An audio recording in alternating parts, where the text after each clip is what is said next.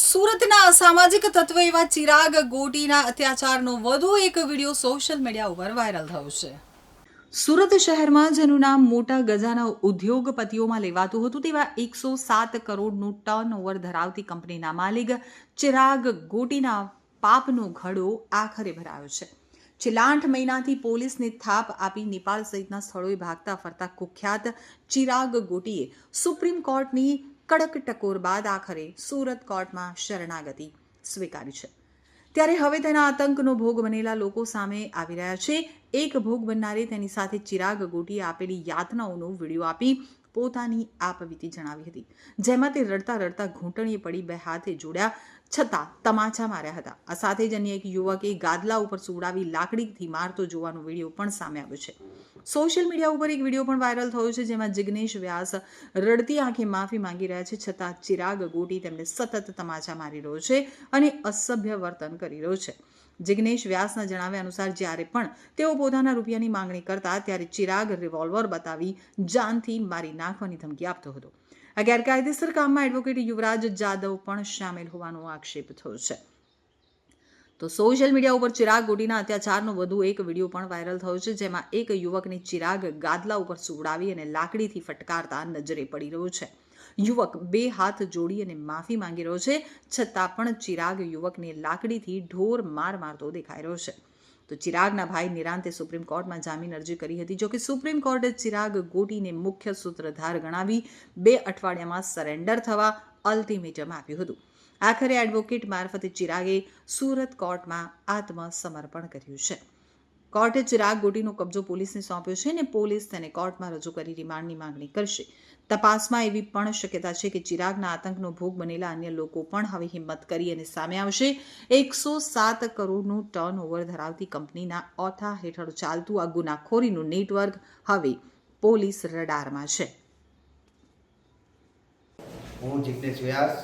હું ડાયમંડના ધંધા સાથે થોડા સમય પહેલાં સંકળાયેલો હતો. એ સમય દરમિયાન મારે ઘનશ્યામ મકવાણા, હિતેશ મકવાણા સાથે મિત્રતા હોવાથી એની પાસેથી 2 કરોડનો ડાયમંડનો માલ લીધેલો હતો. એમાં કંઈક 70 લાખ રૂપિયા ચૂકવીને 1 કરોડ 14 લાખ ચૂકવવાના હતા. એ સમય દરમિયાન મેં એમને સિક્યુરિટી પેટે પ્લોટ આપેલા હતા. એ પ્લોટમાંથી ચિરાગ ગોટી એન્ટર થઈ અને કબજો કરી અને મારીને બીજા પ્લોટો લખાવી અને ઉપરથી બીજા 1 કરોડ 14 લાખ રૂપિયા લઈ અને મને અનચનપ ગાળો અને મારીને એની સાથે મળેલો યુવરાજ જાદવ કરીને એડવોકેટ છે, એ બી એની સાથે મળેલો જ હતો એ સમયમાં મારી પ્રોપર્ટી પડાવવા માટે. ટોટલ મારી સાથે 23 કરોડનું ફ્રોડ કરેલું છે આ લોકોએ ભેગા મળીને.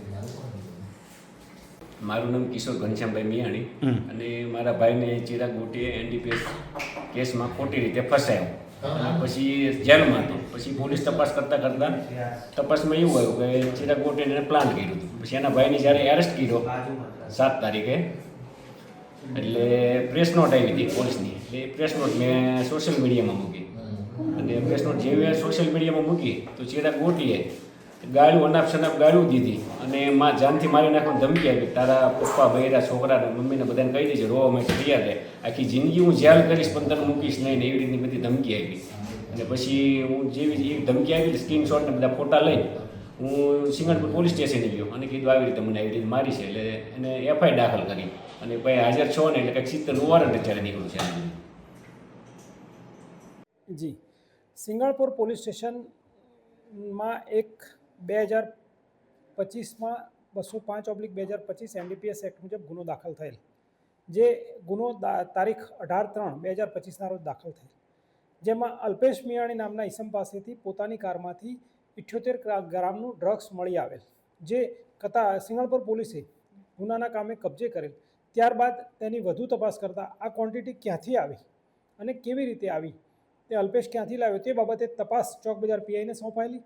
ચોક બજાર પીઆઈ 1 મહિનો તપાસ કર્યા બાદ અરજદાર સામેવાળા તરફથી રજૂઆત થતાં સદર તપાસ એસઓજી શાખામાં સોંપાયેલી, જે તપાસ ટીબી પંડ્યાનાઓએ કરેલી.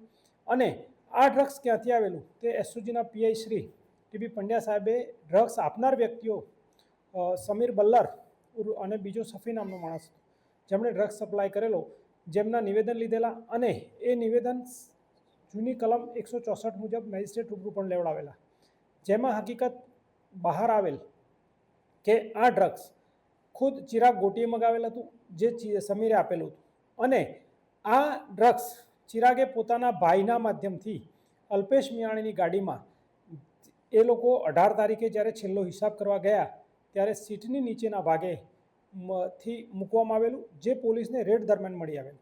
અને આ બાતમી હકીકત આજ મુખ્ય આરોપી ચિરાગ ગોટીએ સિંગણપુર પીઆઈ શ્રી વાયપી ગોહિલ સાહેબને આપેલી હતી અને વાયપી ગોહિલ સાહેબની બાતમી આધારે વાહન ચેકિંગમાં રેડ થયેલ અને રેડ દરમિયાન તેણે બતાવેલ જગ્યાએથી એનડીપીએસ મળી આવેલ, જેના ભાગરૂપે તેના નાના ભાઈની અગાઉ ધરપકડ કરવામાં આવી હતી અને તેના નાના ભાઈની જામીન અરજીની નીચલી કોર્ટમાં તેમજ હાઈકોર્ટમાં રિજેક્ટ થયેલી, જેથી તેઓ સુપ્રીમમાં ગયેલા અને સુપ્રીમમાં પણ તેની જામીન અરજી પર નામદાર સુપ્રીમ કોર્ટે હુકમ કરેલ કે ચિરાગને 15 દિવસમાં સરેન્ડર કરવું, જેના આધારે સદર આરોપી ગઈકાલે નામદાર કોર્ટમાં સરેન્ડર થયેલ છે અને અમે તેની માગણી કરી વિધિસરની ધરપકડ કરી અને આગળની કાયદેસરની કાર્યવાહી કરવા જઈ રહ્યા છીએ.